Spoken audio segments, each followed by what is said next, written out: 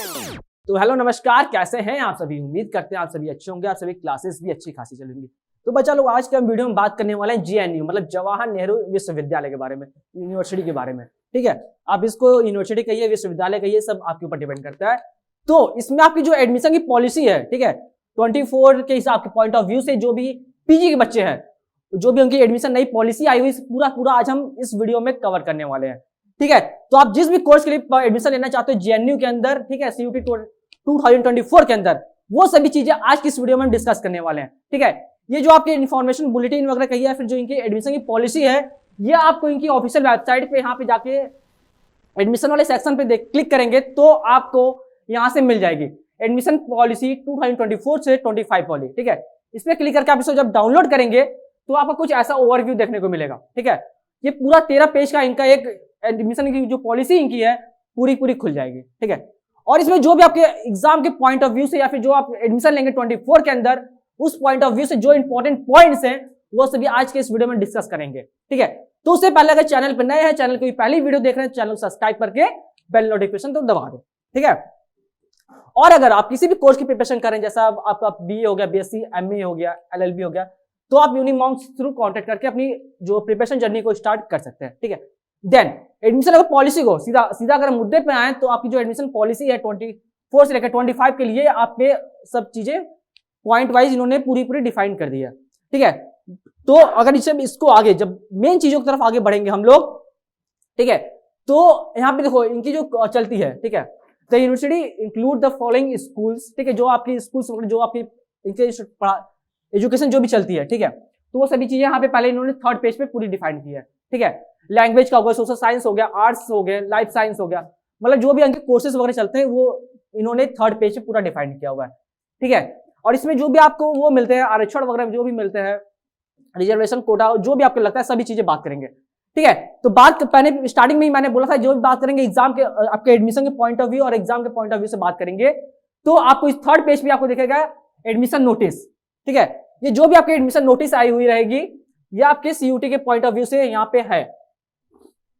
ठीक है, ये सभी चीजें आपके एडमिशन सीयूटी के पॉइंट ऑफ व्यू से है। जब ये इसको हम डिस्कस करेंगे अभी जब, ठीक है, तो इसमें किसके लिए बोला गया है, ठीक है, ये आपको वहीं पे दिख जाएगा। ये हमारा पीएचडी के लिए है, एमटेक है, एमपीएच है, पीजीडी है, एमए है, MSc, MCA, MBA, BTech, BA honours, ठीक है, इन सभी कोर्सेज के लिए है। ठीक है, उसके अलावा जो बीएससी एमएससी का इनका 5 साल का इंटीग्रेटेड प्रोग्राम होता है, इसके लिए भी इन्होंने यहाँ पे बात किया हुआ है। ठीक है, ये सभी चीजें, और कुछ इनके पार्ट टाइम कोर्सेज भी होते हैं। ठीक है, कुछ लोग होते हैं जिनको भाई ग्रेजुएशन पोस्ट ग्रेजुएशन जेएनयू से करना होता है, बट कुछ लोगों की होता है बस हमें जेएनयू से पढ़ना है, तो उनके लिए कुछ पार्ट टाइम कोर्सेज भी होते हैं, वो पार्ट टाइम कोर्सेज भी यहाँ से कर सकते हैं।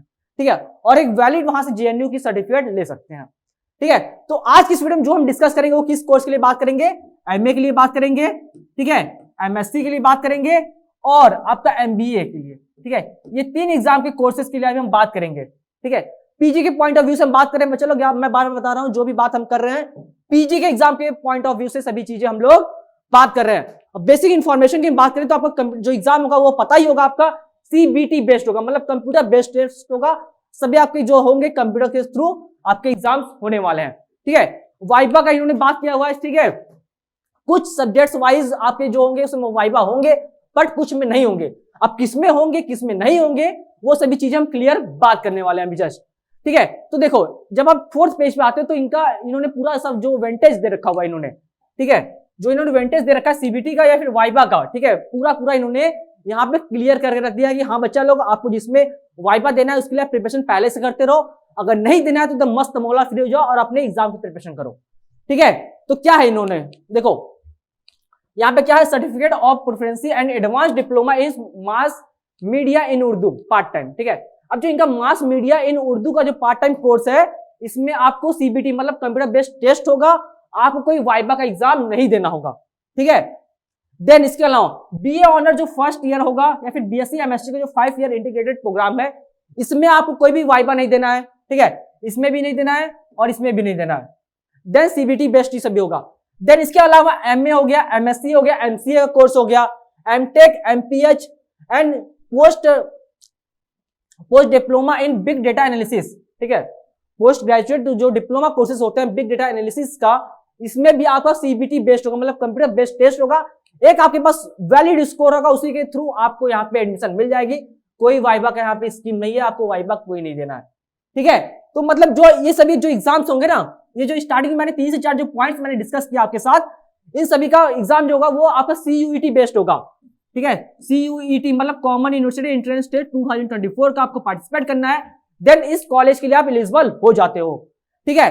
देन इसके अलावा जब हम बात करेंगे PhD वगैरह, ठीक है, PhD through JRF, PhD through GATE and PhD जो इनका एंट्रेंस एग्जामिनेशन होता है, ठीक है, एंड डिप्लोमा प्रोफेंसी वाला जो इनका हो गया, ठीक है। इन सभी के लिए इनका क्या वाइबा के सेक्शन इन्होंने बात किया हुआ है, ठीक है। मतलब इन सभी चीजों में वाइबा के एग्जाम्स होंगे, बट इन सभी चीजों में आपके नहीं होंगे, ठीक है। जो CUT वाला होगा उसमें आपको वाइबा नहीं देना है। तो बच्चा लोग आपको जो मतलब मेहनत करनी है, जो अपना 100% डालना है, तो आपके CBT में जो आपके CBT वाला पेपर होने वाला है उसमें आपको डालना है, ठीक है। तो ये आपका यहाँ पे क्लियर हो गया सभी चीजें। अब जो बच्चे MBA में पार्टिसिपेट कर रहे हैं, MBA BTech वाले जो बच्चे हैं, उनका क्या होगा, उनका जो 70% जो, ठीक है, जो बच्चे MBA वाले हैं, ठीक है, याद रखो यहाँ पे जो बच्चे MBA वाले हैं उनको 70% जो होगा उनका कैट का स्कोर देखा जाएगा। देन जो 10+20 मतलब GD ग्रुप डिस्कशन, देन 20% आपका इंटरव्यू के थ्रू सिलेक्शन होगा, ठीक है। एंड जो है इनका बीटेक का, इन्होंने बीटेक का भी अलग से इन्होंने सब्जेक्ट डिफाइन कर रखी हुई है, ठीक है। बात करें CUT के पॉइंट ऑफ व्यू से, तो उसके आगे उसके थ्रू आगे बढ़ते हैं, ठीक है। तो सभी चीजें यहाँ पे इन्होंने मेंशन कर दी है। जब आगे बात बढ़ते हैं जब इनका, तो इन्होंने जो वेंटेज वगैरह दे रखी हुई है, ठीक है, सभी चीजों की, ये यहाँ पे आपको कैटेगरी वाइज इन्होंने पूरा डिफाइन कर दिया हुआ है, ठीक है। तो ये सभी चीजें आपको यहाँ पे क्लियर हो रही होंगी। अगर नहीं क्लियर हो रही, कोई डाउट्स हो रहे हैं, तो बिल्कुल आप कमेंट सेक्शन में हमसे पूछिए, उसका आंसर आपको जल्द से जल्द हम प्रोवाइड करेंगे, ठीक है। देन ऐसे पॉइंट को जब आगे बढ़ाते हैं, ठीक है, तो जेन्युइन कुछ अपने नियम कानून होते हैं, ठीक है, तो उसमें काफी सारे पॉइंट्स मिलते हैं, ठीक है। देखो यहाँ पे डिपरेटिव पॉइंट्स आपको मिलते हैं, ठीक है, जो आपके जैसे स्टेट वाइज ना बिलोंग करता है। अगर आप काफी ज्यादा पिछड़े मतलब जिले वगैरह से, डिस्ट्रिक्ट से बिलोंग करते हैं, तो वहां पे पॉइंट थ्रू मिलते हैं, ठीक है। देन उसके आपको काफी ज्यादा प्रेफरेंस यहाँ पे मिलता है एडमिशन के टाइम पे, ठीक है। तो यहाँ पे सभी चीजें यहाँ पे उन्होंने पॉइंट ऑफ मतलब सभी चीजें आपके यहाँ पे डिस्कस कर दी है, ठीक है। ये आपको पेज नंबर 5 पे 4.1 जब 4 पॉइंट आप देखेंगे यहाँ पे, ये वाला पॉइंट डिपरेटिव पॉइंट्स, यहाँ पे आपको सभी चीजें क्लियर हो जाएंगी, ठीक है। तो ये सभी चीजें यहाँ पे थी। देन परसेंटेज फीमेल का हम चल रहा हुआ है, ठीक है, वर्कर्स का है, ठीक है, परसेंटेज रूरल पॉपुलेशन, इन सभी थ्रू आपको वेंटेज यहाँ पे देखने को मिलता है GNU के अंदर, ठीक है। जैसे आपका all female and transgender candidate और the eligible deprivation points as the details given below, ठीक है। तो यहाँ पे क्या है, SC ST OBC PW के लिए जो है वो 7 पॉइंट्स यहाँ पे देखने को आपको मिल रहा है, ठीक है।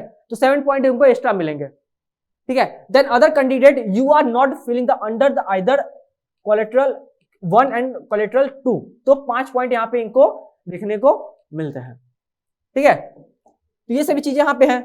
Then video and word of difference, ठीक है, ये सभी आपको यहाँ पे देखने को मिल जाते हैं, ठीक है। तो ये सभी आपके वहां पे देखने को सभी चीजें मिल जाएंगी, ठीक है। अब देखो जेन्यू जो एम्प्लॉय कोटा लगता है, ठीक है, हर कॉलेज का, हर एक यूनिवर्सिटी का एक एम्प्लॉय कोटा भी होता है, तो एम्प्लॉय कोटा भी इन्होंने सीट यहाँ पे मेंशन कर दी है। तो उसमें आपको घबराने की बात नहीं कि सर हमारे जो बाहर के बच्चे रहेंगे, सर हमारी सीट उनको आप दे रहे हो, तो ऐसे ही नहीं है। इन्होंने पहले ही सभी सीट्स को फिक्स कर दिया। जो BA प्रोग्राम के लिए इन्होंने 5 सीट पहले ही रख दिया है, ठीक है, और MA MSc MCA प्रोग्राम के लिए 3 सीट इन्होंने पहले फिक्स कर दिया कि हाँ ये जो 3 सीट है, यहाँ पे जो 5 सीट है, ये एम्प्लॉय कोटा के बच्चों के लिए जाने वाली है, ठीक है। तो सिलेक्शन ऑफ कैंडिडेट क्या है, ये काफी ज्यादा इंपॉर्टेंट हो जाता है, इस पॉइंट को आपको देखना है। तो सेपरेट जो merit list are the prepared for the candidate belonging the general category, scheduled caste, scheduled tribal categories, OBC categories, EWS categories and PW, ठीक है। मतलब ये बोल रहे हैं कि सभी का एक सेपरेट जो बनेगा, एक कैटेगरी वाइज एक लिस्ट बनेगी, उसी के अकॉर्डिंग आपको वहां पे एडमिशन दिया जाएगा, ठीक है ना। फाइनल सिलेक्शन होगा जो आपका एडमिशन के प्रोग्राम्स के थ्रू, ठीक है, जो भी आपकी मेरिट आएगी, जो आपका रिजल्ट आएगा CBT बेस्ड, उन सभी के थ्रू होने वाली है। मतलब जितना बढ़िया आपका स्कोर होगा उतना अच्छा आपके कॉलेज मिलेगा, ये मैं बार बार आपसे कहता आता हूं हर वीडियो के अंदर, ठीक है। तो अगर आपको JNU का अगर टारगेट है, तो आपको यहाँ पे जाहिर सी बात है अच्छे से अच्छा स्कोर लाना है, देन इसके अंदर आपको एडमिशन मिल जाएगा, ठीक है। और इसी को जब आगे कंटिन्यू करते हैं, ठीक है, इसी को हम आगे पूरा देखो, जो मैं आपका इन्होंने एडमिशन जो पॉलिसी है पूरा मैं समझा रहा हूं आपको अच्छे से, और कोई पॉइंट बच रहा है तो उसको आप बिल्कुल कमेंट सेक्शन में हमसे पूछ सकते हैं, ठीक है। अब देखो जो आपको मिनिमम मार्क्स लाना है, हर बच्चे का यही डाउट होता है, सर हमें जेएनयू जाना तो है, तो हमें कितना मतलब मिनिमम जो मार्क्स होगा, मतलब कम से कम हमें कितना स्कोर लाना होगा, ठीक है, कि हमें वहां पे एडमिशन मिल जाए। ठीक है, हर बच्चे का ड्रीम होता है बीएचयू, जेएनयू, एयू, जामिया, जितने भी टॉप के कॉलेज है, तो एक मिनिमम मार्क्स होता है कि हाँ सर इतना तो लाना ही पड़ेगा। ठीक है, बच्चा पढ़ तो रहा है, बट ये होता है कि सर इतना लाएंगे या फिर नहीं लाएंगे, क्या होगा क्या नहीं होगा। तो एटलीस्ट मिनिमम अगर हमें पता हो तो अपना लेवल हम बढ़ा सकते हैं और अपनी प्रिपरेशन उस हिसाब से कर सकते हैं। तो यहाँ पे क्या है, जो इन्होंने मिनिमम मार्क्स यहाँ पे इन्होंने डिफाइन कर दिया, मतलब आपको इतना मार्क्स लाना ही लाना है। ठीक है, इससे अगर कम आपका होता है तो आप जेएनयू के लिए एलिजिबल नहीं होते हो।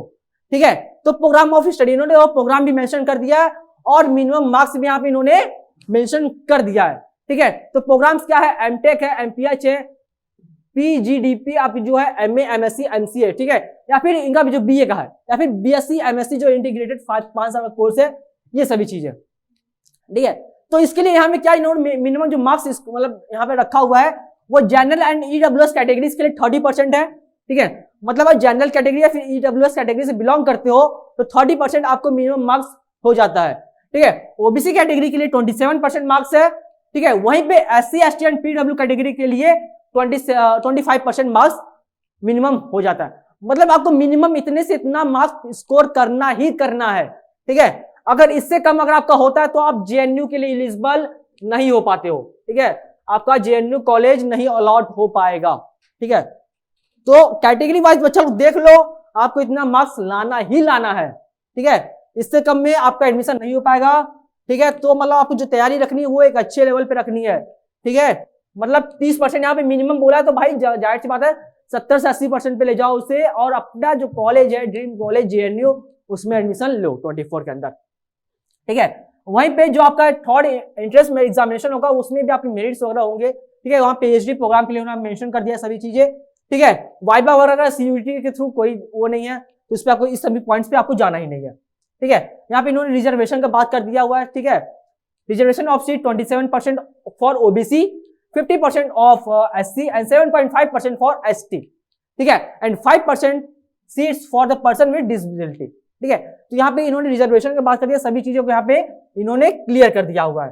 ठीक है, तो आई होप बच्चा लोग आपको ये वीडियो पूरी समझ में आई होगी, सभी चीजें आपको क्लियर हो गई होगी। बट आपके एग्जाम के पॉइंट ऑफ व्यू से जो भी 3 से 4 पॉइंट्स थे सभी चीजें हमने पूरी यहाँ पे डिस्कस कर ली।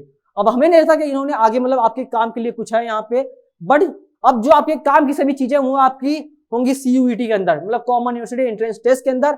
अभी सभी चीजें हमने पूरी यहाँ पे बात कर ली है। ठीक है, तो बस इसमें क्या है, आपको अच्छे से ध्यान रखना है, आपको जो मिनिमम मार्क्स है उसको फोकस करना है। मिनिमम मार्क्स जिस भी कैटेगरी से बिलोंग करते हो उसको आपको लेके चलना है। ठीक है बच्चा लोग, ये सभी चीजें आपको यहाँ पे देख रही है। मिनिमम मार्क्स एक बार फिर से देख लो, 30%, 27%, 25% जिस भी कैटेगरी से बिलोंग करते हो उन सभी को अच्छे से देख लो। ठीक है, तो बच्चा लोग आई होप आपको वीडियो समझ में आई होगी, वीडियो अच्छी लगी होगी, जिसमें हमने सभी चीजें बात की जेएनयू के पॉइंट ऑफ व्यू से, मतलब जवाहर नेहरू यूनिवर्सिटी के बारे में। ठीक है, अगर इससे रिलेटेड अगर कोई डाउट्स हो रहा है, कोई दिक्कत हो रहा है तो बिल्कुल कमेंट सेक्शन में हमसे पूछ सकते हो। और बच्चा लोग 24 के अंदर आप किस कोर्स की प्रिपरेशन कर रहे हो और कौन सा आपका ड्रीम कॉलेज है उसको आप हमें नीचे कमेंट सेक्शन में बता सकते हो। तब तक के लिए धन्यवाद, मिलता है किसी नेक्स्ट वीडियो में। Thank you.